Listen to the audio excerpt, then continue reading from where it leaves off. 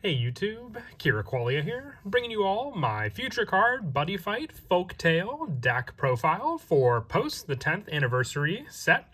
With the 10th anniversary set, we got a bunch of new Dungeon World cards, including the new Illusions Folktale Ect Biblio revival item, a great, increase in power to the original Ect Biblio, which was the main focus of the Folktale deck, setting up all of your different monsters in your storybook, the Ect Biblio, and then being able to call out those monsters with March and Panic. The revival item just gives you more consistency for filling up the Folktale book with different monsters and creatures to use, and definitely happy with some of the more generic Dungeon World support that we can also use with this deck as well. So without further ado, let's go ahead and get started with the deck profile. So we'll go ahead and start off with the flag and our buddy monster. Since the last deck profile, still running the Wonderland Walker Alice. She's really your go-to playmaker in the deck. She sets up a lot of cards in the March and Panic, or some of your other cards like Wonderland Happiness, all the easier. So you definitely want to use her for your buddy if you can, just for the initial setup that she provides as well. And the buddy call definitely will come in handy, just for the fact that you will be spending a good number of life to fill up the Ect Biblio with different monsters. Speaking of, we are running 4 copies of the new item, the Illusions Folktale Ect Biblio revival item. This card completely replaces the original Ect Biblio. It's if a Folktale monster on your field will be destroyed, you may pay 1 life. If you do, put this card into the soul and put a total of 3 size 1 or greater Folktale monsters from your field or drop into this card's soul. You may only use this ability once per turn. So this card, being able to choose a total of 3 size 1 or greater Folktale monsters from your field or drop, gives you that initial setup. If you don't have the life to fill up your Ect Biblio, you can at least use this once per turn counter to choose cards even from your drop zone back into this card's soul, to then use with the second counter ability, which is March and Panic, to call up to 3 monsters from this card's soul onto separate areas by paying their call cost. You can only use this ability once per turn, but the big play that's different with this revival item is the fact that you can just fill up the Ect Biblio with an additional card ability. Very, very consistent for helping out, but still, you have the additional original option of being able to place cards into the Ect Biblio every time one of them is destroyed. For our monsters, we're running the 4 copies of Wonderland Walker Alice, along with the Buddy copy that we run. This card has the counter to call up to 1 size 1 or less Folktale from your hand by paying its call cost, and counter during each player's attack phase, you may put a size 1 or less Folktale monster into the soul of a Folktale item on your field to stand this card. So you could, stand Alice repeatedly. If you use March and Panic, that's 2 more additional cards to be able to call out. So in total, you could have Alice stand 5 times. You could have the 2 monsters on the field be used for her restand. You could have the 1 you call out, and then the March and Panic can call out 2 additional copies as well, which can then be used to restand Alice on the field. So just a very, very good pressure card to use for that setup. More build up, we're running 4 copies of the Dreaming Happiness Red Riding Hood Emma. With this card, Sweetest Dreams, when this card's entered the field or destroyed, look at the top 5 cards of your deck, call up to 1 Folktale monster from among them without paying its call cost, and put the rest on the bottom of the deck in any order. And then you can only use Sweet Dreams once per turn, but it's search power, and if this card on your field or in the soul of a Folktale, this card and all Folktale on your field cannot be returned to the hand. Their abilities cannot be nullified by your opponent's card effects. And it also has double attack, with the other, Emmas having the same trend, with this one having the 1 power and the 6,000 attack and 1,000 defense, which she shares with her other variants of herself, which we also run in the deck as well. 3 copies of Moonlit Fleur Emma.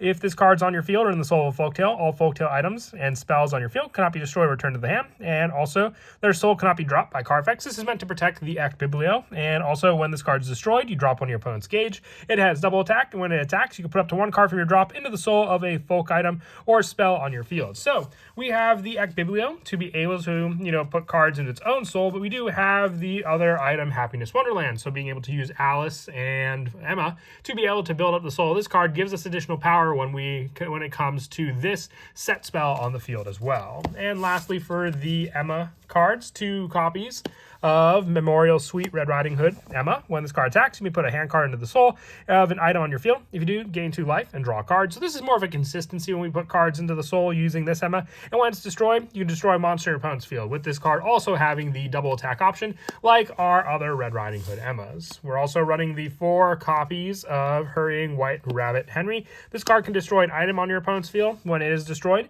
and when it enters the field, you may put up to 1 Folktale item or Folktale spell with set from your deck to your hand. So more search power on top of being able to add the Ag Biblio from our deck to our hand. Very, very useful for that search power, and then the spell and trap destruction is just an added bonus on top of it. We also run the 4 copies of Hunter Jordan for the gauge or life power, and then also the additional ability to draw a card. You choose which ability you want when this card enters the field. So I would say a constant to be able to call out with the March and Panic, because it can replenish your life or your gauge or your draw, whatever you need for that specific turn. We also run the 2 copies of our 7 Dwarves. It's an additional search option, but it can also search our Ec Biblio from the drop, which is what I like. There's a rare chance where, we won't open up the Harry, so we just want an additional monster to be able to use to grab that needed item for this deck to function properly from our drop zone to the hand as well. And then for the last of the monsters, I like to run 1 Illusions Dragon, Red Cape Dragon. This is just an additional option on top of the Alice as a finisher against your opponent, being able to gain critical +4, swinging for a potential 13k power with 7 critical. Could be the final hit that I like to use over any impacts in this deck thanks to this card. For the spells, I run 3 copies of Hexen Ceremony. I run 3 of this card just because I am running a 3 and 3 of with the next search spell that we have in the deck. You destroy a Folktale monster in your field, put the top card of your deck in your gauge, and draw 2. You can activate this card once per turn. That's why I'm not running 4, because I didn't want to max them out in case we see multiple copies, because the next card I'm running is also Bonus Quest Revival Spell, one of the other new Dungeon World spells in this deck. You drop a monster from your hand, put 2 cards from your deck put the top 2 cards of your deck into your gauge, gain 2 life, and draw 2 cards. It's just an all-out powerful replenish Dungeon World spell. Then, if the card dropped by this card's cast cost is a size 2 or greater card, draw a card. If this card dropped by this card's effect is a size 1 or less, put the top card of your deck into your gauge and gain 1 life. So you have either draw power or gauge and life consistency, depending on the discard as well. So the discard will not be a minus in any way. If anything, it just gives you more setup, because then you can use the Ec Biblio to put the monster you put into the drop back into your soul. And for our defensive spell, 4 copies of the new Divine Protection of Shalsana Revival spell, along with the other shields in this game. For the new Revival spells, this card has an ability on our own turn. For the draw power, and all cards on your field cannot be destroyed by your opponent's card effects, and they get plus 10,000 in critical +1, giving a plus 10 in critical +1 on top of the Happiness Wonderland. 2 cards like our Alice could be the big finisher when going up against our opponent, and then having the initial protection as well from damage we would take from an attack, and also from our opponent's card effects. I still run the 4 copies of Insanity Chevra, just because it prevents a card from restanding for the rest of the turn. And you can only cast this for your opponent's turn. You have 2 or more monsters on your field, which most of the time you will pretty easily, thanks to the setup of March and Panic. The 2 copies of Pure Dream Chiffon, being able to give you another attack phase for this card. Just be needing to pay 1 gauge and 1 life, and if you have a Folktale item equipped. The 2 copies of Happiness Wonderland. This card gains abilities based on how many Folktale in this card's soul. If it's 3 or more, all your Folktale get critical +2, and also the additional +5 power for each card in this soul. So the more you build up, the stronger your monsters on the field also get. Combined with the new Divine Protection of Shalsana, it just adds for an immense pressure attack to go up against your opponent with some of the one-ups for the spells being the 1 copy of Wonder Princess, another set option for being able to set up more cards in your gauge. The 1 Feeling Memories for a destruction option, more setup with Illusions Tea Time, and then more gauge setup as well with our Delusions running amok. They all work very well as just one-ups. We have a lot of consistency with the new bonus quest, but still, these cards can provide a good comeback depending on the situation, especially if we're going up against decks like Godpunk, where the main play for that deck is to take away our resources and dwindle us down to nothing. But that is it for the deck profile. I hope you all enjoyed. As I said, I'm having a lot of fun updating all of these Buddyfight decks. We got so much new support that I just, going back through them is definitely making me feel nostalgic to play some games with these decks as well. As always, if you'd like to see any other deck updates on the channel, definitely do let me know. And until next time, please don't forget to leave a like and subscribe. And Kira Qualia out.